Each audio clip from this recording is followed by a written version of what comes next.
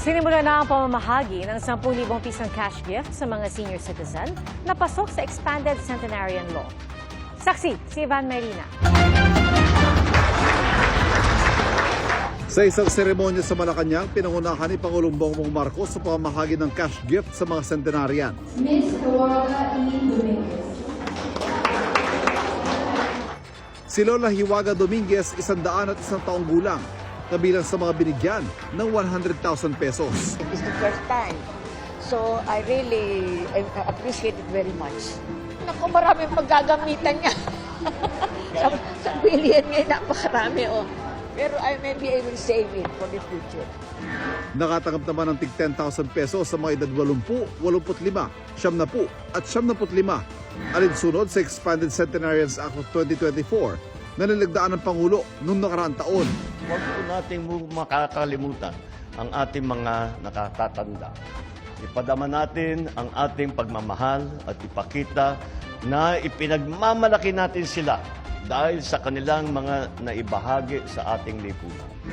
Nagsimula na rin ang payout sa ibang bahagi ng bansa para sa mga kwalipikadong senior citizen.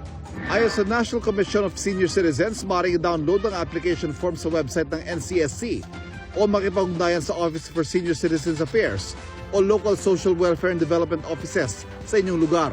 Maaaring isumite ang application form at ang iba pang mga dokumento sa opisina ng OSCA o LSWDO 4 hanggang 6 na buwan bago ang kaarawan ng benepisyaryo.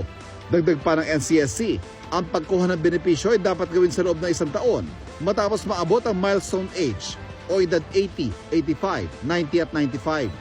March 17, 2024, naging epektibong batas kaya ang mga nag-milestone age mula ng araw na yun lamang ang pasok sa maaaring mag-apply sa cash benefit. Pwede na silang magbigay ng kanilang application at saka pwede nang i-process yan kung completed ang kanilang documents. Maghihintay tayo na mag-release ang DBM ng kaukulang budget and then we will inform you the moment the budget is already ay i-release na. So I do not have an answer kung kailan yan.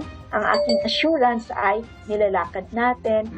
Sa ilalim ng batas, kasama sa benepisyo ng mga senior, ang 5 to 20% discount sa iba't ibang mga produkto at serbisyo at 5% discount sa tubig at kuryente kung hindi higit sa 30 cubic meters sa konsumo sa tubig at 100 kilowatt hours naman ang sa kuryente. Para sa GMA Integrated News, Ivan Mayrina ang inyong saksi.